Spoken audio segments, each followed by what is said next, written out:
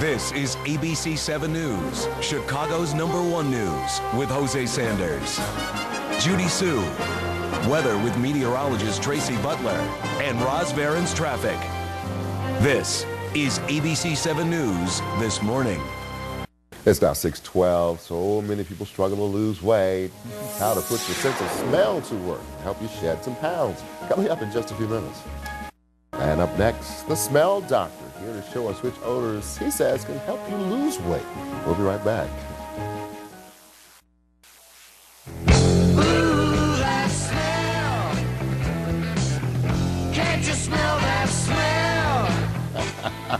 Well, when it comes to weight loss, the keys may be diet, exercise, and your nose.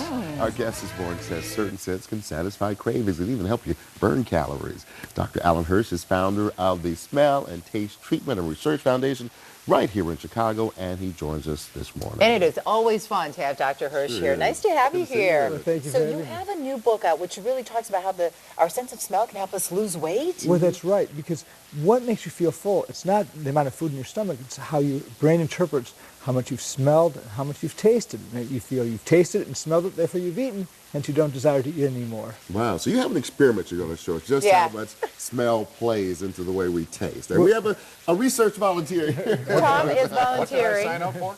Yes, because none of us really wanted to taste raw onions.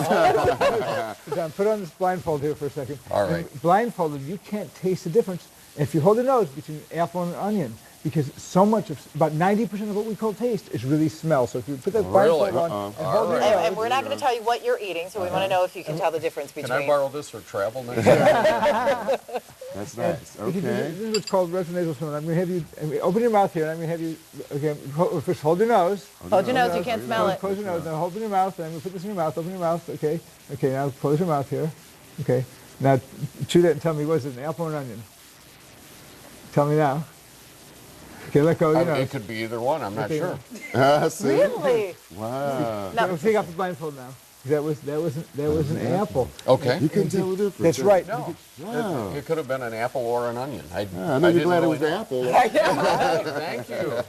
This retronasal Really? smell that comes from the back of our throat up to the top of our nose, we call that smell taste. Wow. So when we say taste, we really mean smell. So for instance, similarly with chocolate, if you hold your nose and eat Thank you, Tom. chocolate, Oh, thank you. Thank you for not making me dumb. Okay, so what about if you chocolate? hold your nose and eat chocolate, it tastes just like chocolate. There's no taste at all. So when we say taste, really? that's right. When we say taste, we really mean smell. It's a form of synesthesia, of Okay. misperception of one sense or another. And to give another example of how smell and taste interact and how it impacts upon our exercise pattern, we found that when people exercise in the presence of buttered popcorn or in the presence of strawberries, that burn more calories. than Why? otherwise. Look at that. And maybe because of its distracting effect, or maybe it energizes you, so you, or maybe it reduces fatigue. We're not exactly sure. So you should have that like on the treadmill or something. Exactly, except don't eat the popcorn. I got you.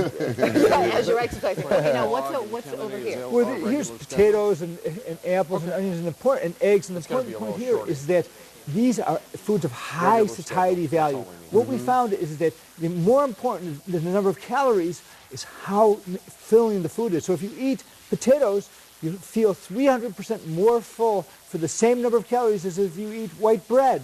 And for instance, if you eat the same number of calories ice cream versus yogurt, you're far better off eating the ice cream because it makes you feel full longer and you eat less at that meal and less at the next meal. So you have some tips for us as to how the way we eat can affect our weight loss. Well, that's right. Use your nose and smell your food, because by smelling it, it enhances the perceived flavor of it, and therefore you'll feel full faster. Another thing is that if the longer you spend eating, you end up eating less. So if you if you peel your own shrimp, you will end up eating less of it than if it's already pre-peeled.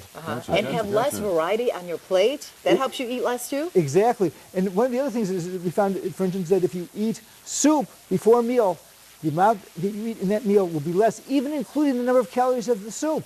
So if you eat a hot drink before your meal, you'll eat far less in that So meal. you should always have some soup before your meal then. That's right, or Okay. hot drinks. And slow down and just, that'll be good for Tracy. Doesn't like too many wide varieties of food. She'll be okay. Maybe that's why she's so little. That's it. Okay, once again, thank you, Dr. Hirsch. The book is called Sensa Weight Loss Program, The Accidental Discovery. It's transforming the way people lose weight. It is so interesting. Good. Okay, I'm gonna try this popcorn and strawberry when I'm working out.